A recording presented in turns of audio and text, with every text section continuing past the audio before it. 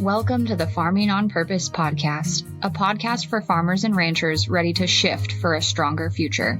Today's challenges in agriculture are new, but the grit and determination required to be successful are not.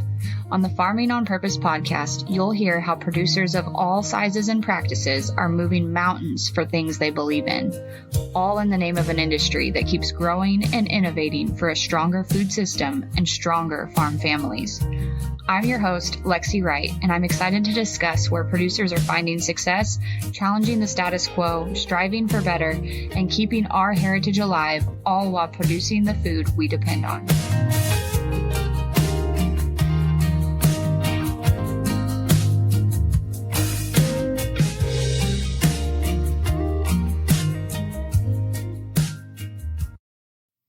Hey guys, welcome to the show. I hope your summer is going well. We just finished up wheat harvest this weekend, and it was a really good wheat harvest for us. So we are extra thankful, and we're enjoying lots of summer fun activities. The garden is growing.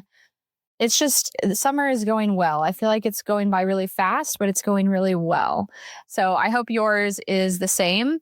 And while we haven't been doing our regular weekly episodes during the summer, I kind of hinted that we were working on some fun episodes that will come out a little less often during these busy summer months. And this is one of them. So this is kind of a mashup episode of some of the different interviews that we've done on the show with guests who are sharing the stories of their beginning farming journeys and some of the things that they encountered along the way.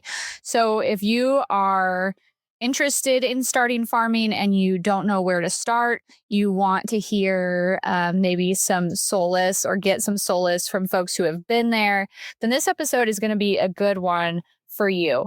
And I think that if you are a new listener, this will give you a really good idea of the types of stories that we're sharing here. And we've got little voices in the background because it's summer. But anyways, I think that for those of you who are starting from scratch or who are starting in maybe a unconventional way or trying to figure out how to get started, this is a great place to start. If you want to listen to the episodes in full, they're going to be linked in the show notes where you can grab them easily and can listen to the rest of that conversation that just a snippet of is shared here. If you enjoy this type of an episode, be sure to let me know, and we'll plan to do a couple more this summer on these specific topics. I appreciate you guys being here. Again, I hope your summer is just going really well. I hope that you guys are having a lot of productivity and getting all of the big things done and crossed off the list. Check in soon, and here's the episode. Hi, guys. Thanks for joining us this week. This week, I have Laura Hicks as my guest, and Laura grew up on cattle ranches between southeast Montana and the Sandhills of Nebraska, which is one of my favorite places to drive through. I think it's just so beautiful. She married her husband straight out of high school and started buying land and cattle in the best hard grass country of southwest South Dakota. They've enjoyed 31 years of marriage together, and her dad is a veterinarian. I think that's an important piece to include as we think about how your story unfolds, and I'm sure you'll talk about that more. And I love that you said this. You're grateful to still spend much of your time horseback at the south end of a north-facing cow. That's very well said. Yeah. And then I want you to tell us more about all the things you have going on, what your journey's been like, and we will be sure to talk about your books before we wrap up today. So, Laura, tell us about how you got to where you're at and what you're doing now. Well, like you said, my dad is a veterinarian, so I've grown up on a ranch in a veterinary office most of my life. I mean, actually, my dad was working at a feedlot when he was at Kansas State University going to vet school. And he also worked at a ranch job. So he worked 2 jobs plus went to vet school with there's 3 girls at that time. So he had a full plate, and then he would just pack us kids. He would take us at different ones with him on the ranch job and just pack us on a horse with him. So I've been on a horse actually since before I could walk, and it's my happy place. I love I love to be horseback. So I went through that, and my dad is a vet, is a large animal vet predominantly. So growing up in the vet office a lot, we got to hang out and be a part of that. And then he leased a ranch up in southeastern Montana, a huge ranch. Like southeastern Montana, if you're familiar with it, it takes a lot of land to run cattle. It's just a little sparse up there. And so it was a big, big ranch. And we lived in a house that had no running water or electricity. There was 2 rooms and 7 of us lived there. No running water. We had an outhouse. We took a bath in the windmill tank, and we rode all day every day. That's what we did. Oh, wow. From the time I was 5 is when that started. We just were pretty much horseback all the time. Dad would kick us loose, like me with one of my older sisters, and we would have to check fence and check cows. And so I spent a lot of my early years, like you said, on the south end of a north-facing cow. And at 51, I still feel extremely blessed that I get to do. I sometimes pinch myself. It's hard. Ranching isn't easy. It's not easy, and I don't want to give that impression. But to get to do what you love so much and are so passionate about it, even on the days it's 30 below and you're like, gosh, oh, why do I have to pee out here so bad every time I'm feeding cows when it's 30 below? But I'm so grateful that I get to do this that sometimes I have to pinch myself. So, and then Mike and I married right out of high school, and he was on his family's place, but they had lost it due to some circumstances. And we started buying it back when we got married. And so we started from scratch. We really didn't have a choice. We didn't have cattle or land, either one. And we just started from scratch. And we ran a lot of other people's cattle for several years. We took in take-in cattle, and we calved for other people. And we busted our humps pretty hardcore. I mean, our bodies are feeling it at our age now because we hustled hard for what we wanted, but we believed in what we wanted. So we went after it hard. But we started with running other people's cattle and then just building our herd slowly. It's taken a lot of years to get where we are right now. And it still sometimes surprises both of us that where we are. We believed in the dream, but to get to this point is also really rewarding and also a little unbelievable. Absolutely. That sounds, an incredible story. I'm trying to imagine a childhood like that. That sounds straight out of the books or the movies. To be off grid, that rural, and just doing it every day out there. That's pretty amazing. Um, and I completely agree on having to pee when it's negative whatever with wind chill, and you're like, why do these bibs not have a butt flap or something? Like, Yep, exactly. And then the need is exponentially higher because you have all these buttons to get undone. So yes. Why is it that way? But well, wow, it sounds like you've had a lot of really cool experiences in the industry. When you guys started off buying back your husband's family ground and taking in cattle, what was that experience like? Was there a lot of promise in the industry at that point, or were you told, don't do this, this is a bad idea? No, we were actually, thankfully, we did have a very supportive banker. We went through FSA to get started and then also worked with a banker. And the banker was very supportive. And he didn't really tell us no. He just said, I can't promise you this is going to work. And I'm only going to go in so deep with you. And you're going to have to work hard. And I know he believed in us was the great part. He really did. We're so blessed to have a great bank still to this day that have pushed us. They have believed in us. The rest of the industry, we were young. I was 19, straight out of high school, just married. And it was kind of hard for a banker to take us on. And they did. And he just told us like 15 years into it, he goes, just so you know, I want you to know this now. I didn't want to tell you this in the beginning. People don't make this work the way you're doing it. Buying cows and land at the same time doesn't work, but you're doing it. And I said, well, I'm glad you didn't tell me that on day one. I might have given up. And he said, that's why I didn't tell you. As he said, I believed in you enough that I just wanted to give you a chance. So it was really rewarding that he believed in us enough. Yeah, that's pretty incredible. I'm trying to imagine 19-year-olds in today's economy taking that risk. And it's like basically unheard of. I'm sure there's somebody doing it, but what a cool opportunity then to also get to buy back your husband's family ground. So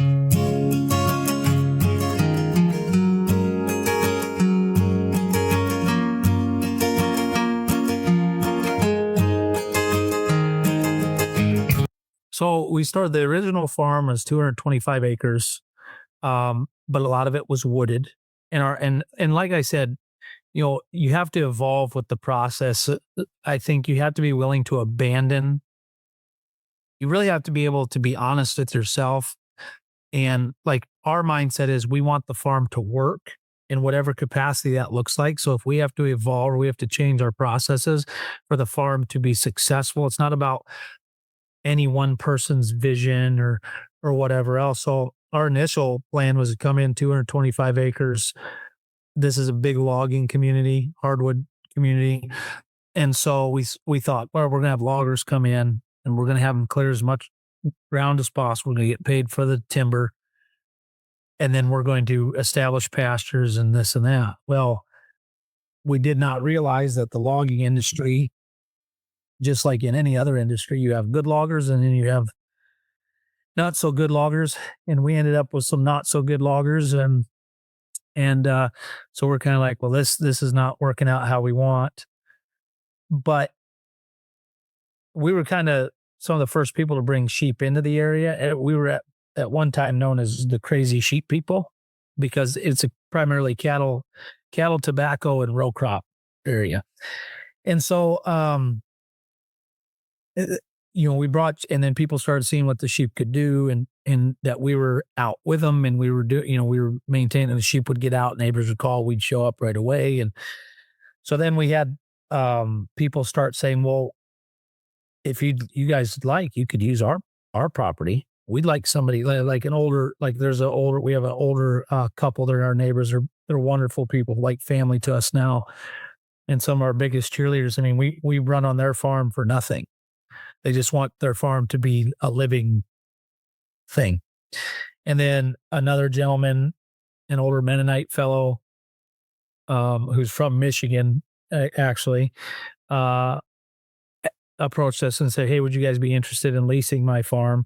And we said, yes, we'd be interested in leasing it with an option to purchase at some point. Well, that came due, and now we own that farm. And then another farm next to it, they approached us and said, would you guys be in it? So it's one of those things that I think if you're doing the right things and, you do what you say you're going to do, people will approach you in most situations and want to be involved whatever way they feel comfortable being involved. And so that was kind of how we grew in that fashion, was people just literally approached us. And there's been situations that we've gotten into, which we shouldn't have, with people and using their operation and us running some sheep for them, as, the lines kind of got blurred there, and we've since exited those situations. But, yeah, I mean, we started at 225 and have kind of just expanded from there. That's awesome. And that's great when you can do it just right close by with neighbors and people in your community that they have a need and you're able to benefit from it as well.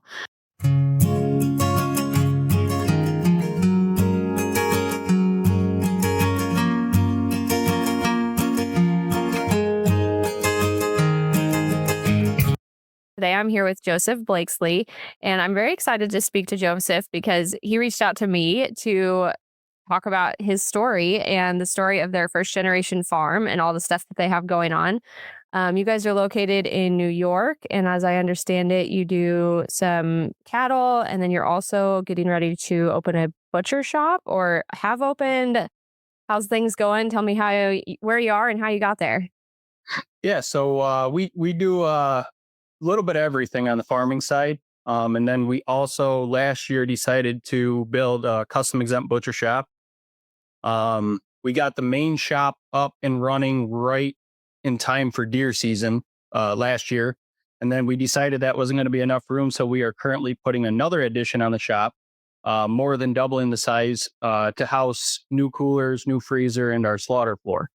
So currently dealing with that. And then, the spring rush with just farming in general, putting cows out on pasture and getting fences fixed and piglets and We've got goats and sheep, chickens, meat chickens. We do meat rabbits. So, all the spring flush of babies coming in, gets a little chaotic. Awesome. Well, was this always the dream to own a farm and have a butcher shop, or how did things evolve over time? Yeah. So ever since, young little guy, anyone would ask me, most kids are like, I want to be a fireman or a police officer, some extravagant job. I just wanted to be a farmer. That was my number one thing in life. I just always, I didn't grow up on a farm. My great grandparents on both sides of my family had farms, but I never grew up around that. I just had a natural draw to the farm. Um, and that's just one thing. I always wanted to have a farm. And then getting into high school, I lived in a very small town. We didn't have we had one stop sign in the whole town. We didn't have stores. We didn't have anything. And the only job you could do was there was a local dairy farm. So I got a job there working with my friends, and we worked pretty much full-time hours through high school. And I loved it. I couldn't trade that job for anything. The bosses were great and stuff. And then I just kind of getting out of high school, I still kept part-time farm jobs. And then in 2015, me and my wife, we bought our first piece of property and started more homesteading than farming. We started out with a few chickens like everybody does. Then we got into dairy goats, started raising pigs, and then we got into meat chickens. And then with that, I wanted to learn how to process my own animals. So I started watching YouTube and just kind of teaching myself the basics. And then a local processor, kind of semi-local to us, was looking for people to come and work. So I applied there. It took a little while to get hired. And then once I got in there, it was a natural passion for the processing side of it. I took really fast to it. And I just really enjoy it. I really enjoy taking that live animal and turning it into really nice, beautiful cuts for people to enjoy. And I left that job a couple of years back and got into a couple different things, and then was approached by my now business partner about possibly starting a custom exempt shop of our own. And this is where we're at. So I've been doing most of the work pretty much myself. We hired out some of the steel work and concrete work, but the electrical and plumbing and everything else I've been doing on my own on top of the farm. And then when we first started building this, I had a full-time job also. So yeah. That's awesome. It sounds like quite the journey. Lots of opportunities to learn along the way. Let's dive in a little bit more to the farm side of things before we talk more about the butcher shop, because I'm excited to learn more about that. I'm not very familiar with all the things that go into that. So I think people will be really excited to hear. So you said you guys started with chickens and you got into some dairy goats. What was the goal as you guys started acquiring more of those different livestock, and where were you planning to head with that? What was kind of the trajectory? My number one goal, growing up, we're pretty much poor. We had a large family, not a lot of income coming in. And my main goal with the farm is to produce the best quality food I can for my family. We are at the point that we produce 100% of our own meats.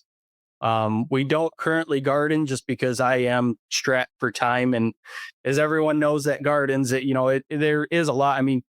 Most people that haven't started gardening yet, they're like, oh, how hard can it be? It's just plants. It's not just plants. You got to weed and take care of it. And I don't have the time. I know I don't have the time. So I haven't gardened in probably 2 or 3 years.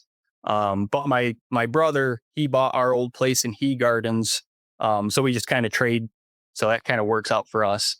But yeah, the main goal was to put out the best quality food I could for my family. And then we started just raising extra food for family and friends. And it's kind of just slowly grown from there. I just have a passion on putting farm fresh products in people's tables. So Absolutely. It's always an interesting conversation when somebody says that they started homesteading or farming to feed their family, because it's a very different approach than starting a business. You look at things differently. You look at like what's the quality of what we're going to eat. You know, what variety do we ourselves want to have on hand throughout the year, that kind of stuff. And I love the conversation because I think it's different for everybody. But some people will say, you know, I can't afford to eat our own meat because I sell it and it's more profitable for me to sell the meat than for us to eat it. Yep. And then some people are like, no, no, we eat it all ourselves and then we sell if we have extra. So, what kind of led you to that kind of line of thinking of deciding that it was going to be for your family first? We just had when we started out, we only had 4 acres, and probably a quarter of an acre was taken up by a pond. So we were limited on what we could raise anyway. Um, and that my first goal going into it was just raising enough for my family, and then it kind of got into, okay, we have extras and we have the space to raise a couple more pigs or a few more chickens. And then in 2021, um, I set I have a tendency, I set goals for myself, and my goal was to own a larger piece of property so I could grow the farm by the time I was 30. And we hit that goal the year that I turned 30. That I think we closed on the new property in the house 2 or 3 weeks before my birthday. Um, so I was super excited, and it wasn't our current property we're on. It wasn't a farm, so we downsized on the animals. We kind of got rid of a lot of the stuff that I had, and I focused on just clearing pastures and getting fences up. And I do temporary fences until I get a lay of the land, because I've made that mistake before, spent a bunch of money on permanent fencing, and it's not in the right spot, or you don't really, it's wet. And which I'm glad that we didn't do that here, because uh, we we have a lot of springs, natural springs and stuff. So now that I know where they're at, I'm gonna redo some work where my fences and stuff are. But yeah, that was the main goal. Was my first goal was to raise food for us, and then I kind of got to the point where, okay, I can take on a couple extra pigs, and then I don't go light on anything. So, and I'm a stickler for a good deal. My wife constantly hounds me about it, but the guy that I was buying my piglets from, I started out with fall piglets, which is harder up here, especially in New York with the winter weather and stuff. Western New York, we get hit pretty hard. But that's when the piglets were the cheapest. So that's when I kind of got into it. And the guy had a bunch of extra piglets, and he's like, I'll give you a great deal if you take all of them. So I think like the third year I raised feeder pigs, I ended up with 11. Like I went from 2 pigs to 4 pigs to 11 pigs really fast. Yeah. And yeah, so it kind of just like, and I had a lot of interest in it, and I still do. Like last growing season, I raised 9 feeder pigs. Um, yeah, so we just kind of slowly been growing as we get more business. I'd say 98% of our business is just family and friends. Mhm.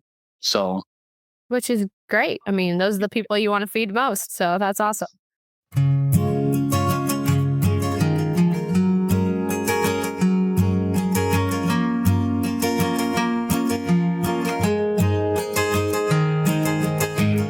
We have a great guest today. Her name is Brenna Beard, and I'm really excited to share her story with you. Brenna is a beginning farmer and has a great story to share of kind of what that journey has looked like for her. So, Brenna, do you want to introduce yourself? Tell us more about who you are, how you got to this point, and what's going on. Yeah, thanks for having me, Lexi.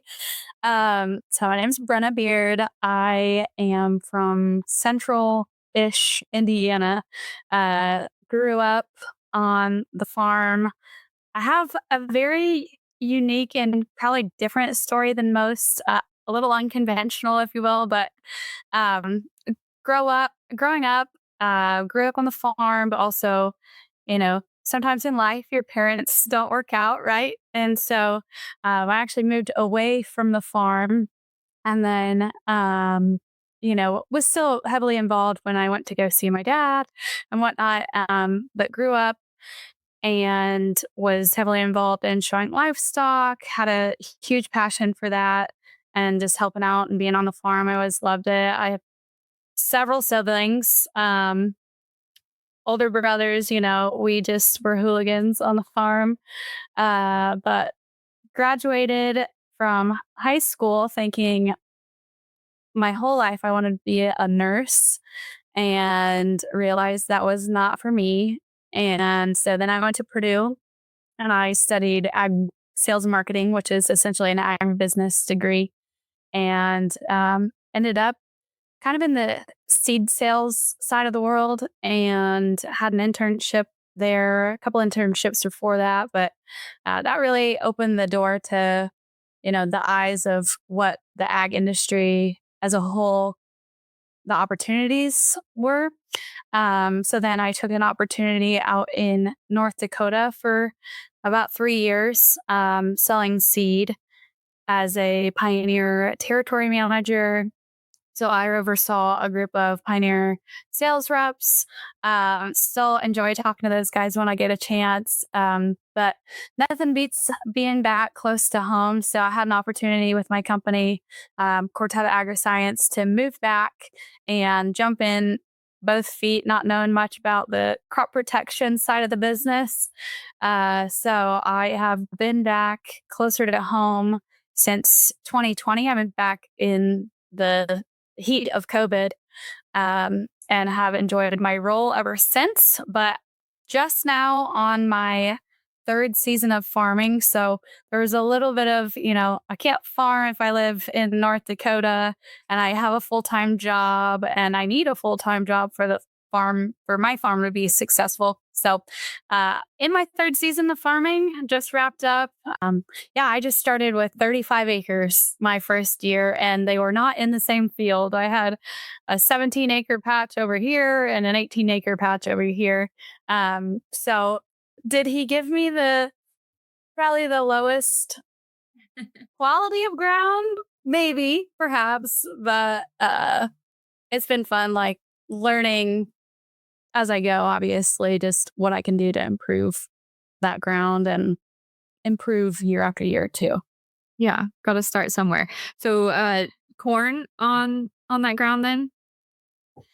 Yeah, so I started with corn my first year. So I did corn only my first year on both of those pieces. And then into my second year is when I started a corn and soybean rotation. And I went from 35 acres to 75 acres my second year. So it was nice to be able to have some flexibility and change and learn how to grow a corn crop and how to learn how to grow a soybean crop for the first time. Of course, I had experience because of my full-time job in management practices and whatnot. And then also, dad's 2 cents on things too. Yeah, that's good to have. So you said that you kind of doubled your acres there that second year. Is that been just something you were able to do and work out with your dad to kind of slowly increase, or how has that worked for you guys? Do you have a official transition plan in place, or what are the next steps be? Yeah. So, there's a lot of behind the scenes things too, not just dad, kind of the whole family. So I had to talk with other family members and express my intentions of what I'm trying to do with the farm. I think that's honestly the best thing that I would advise anyone getting started is, you know, if you do have the opportunity with family, just make your intentions very clear of what your vision is and what you want to do with it. So I think I did that and went about it the right way to where those family members took me seriously and were willing to take a chance on me. So I am very thankful that they, believed in me, but I had to make my intentions just super clear on what I wanted to do and how it was going to work with me having a full-time job and just doing it on the side, because in a lot of ways that's kind of unheard of for people to do in traditional sense. Yeah. It's always like an intricate web of people's emotions and what everybody wants or thinks should happen when it's family ground involved. Is that something you had to continue to navigate and plan for? Yeah, I think it's something I gotta navigate just about every day. Oh, I feel like that's everybody though. Just we have a big family. And so just navigating that and just making sure I'm very clear again on what I want to do and, I've definitely been assertive on what I want, but I also have to realize, a lot of change all at once is not palatable to some people like it is maybe for me because I'm always just thinking of what I can do next. So yes. Yeah. Yeah. Well, it's an exciting opportunity that you've got to be able to come back and farm. What are some of the things that you have enjoyed the most about being back and getting started on your farming journey? Some of the most exciting things have been I did purchase my first piece of family farm ground. So I was really excited, really proud. That's something that I've wanted to do for a long time. So kind of wrapping that all up, but kind of the anticipation of it happening. But it's been fun to just kind of start to really see how I want to do things. Your family, when you're in a family farm, there's always opinions and, dads do things a certain way. And I think it's just been fun figuring out what I want to do for each crop. Those decisions, there's a lot that goes into making decisions on the farm. And so it's been really exciting just working with like my local suppliers too, kind of brainstorming ways that I can improve that maybe my dad hadn't thought about. So I really like that to where I can start to maybe implement some things and he can see where, I'm having success. And I think that just sense of, hey, Dad, maybe we could do things this way. It's exciting, but it's also, sometimes a big stressor also. But I would say that's probably been one of the most exciting things. And just the thought of really what I envision for the farm. I get really excited about that. I can't get ahead of myself. But it's exciting to watch that all come to fruition. I've only been doing this 3 years now, but I think back to my first year and I wouldn't have imagined at year 3 I would be where I'm at. So it's fun to look back, but it's also really fun and exciting to kind of look ahead to see, what the future potentially could look like with it too. So